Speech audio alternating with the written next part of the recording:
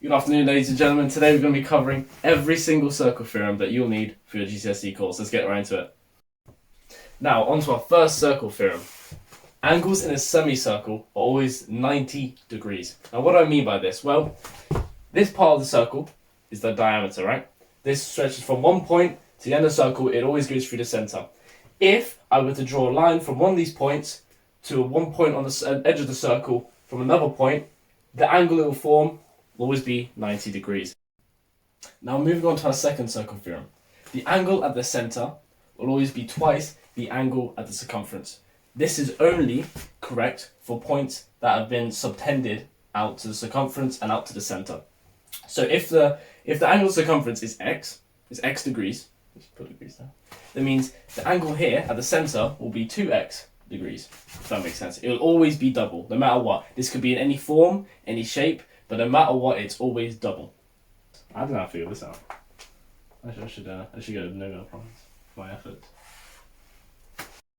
For our third circle theorem, we have angles in the same segment are equal. This circle theorem essentially states that the angles here, let's label it angle x, is equal to the angle here, also x. If you notice, these triangles root from the same part, they're subtended from the same 2 points. So if as long as there's 2 points that the triangles are subtended from, the angles here will always be equal. Same thing goes for angles down here. So this would be y degrees. This will also be y degrees. For a fourth circle theorem, we have cyclologic quadrilaterals. The opposite sides will always equal 180 degrees. Now, I worded that one really, really badly, but all that really means is this angle here, let's call it A, and this angle here, let's call it B. A plus B is always going to be 180. That's for every point that touches each part of the circumference. Only that. So you can't have it halfway, which is like that, and this is A. No, that doesn't count. What does count is if the point is on the circumference, and if, I'm done.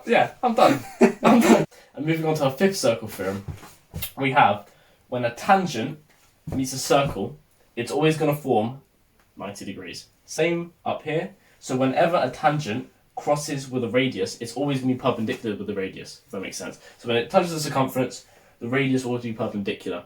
Also, another thing to keep in mind, these lengths here are always going to be the exact same length.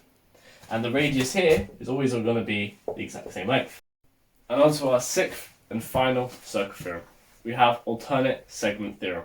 Right, so alternate segment theorem pretty much says that the angle here, let's call it A, will be equal to the angle in the cyclical triangle, that's a fancy word, cyclical triangle, or the angle here, A.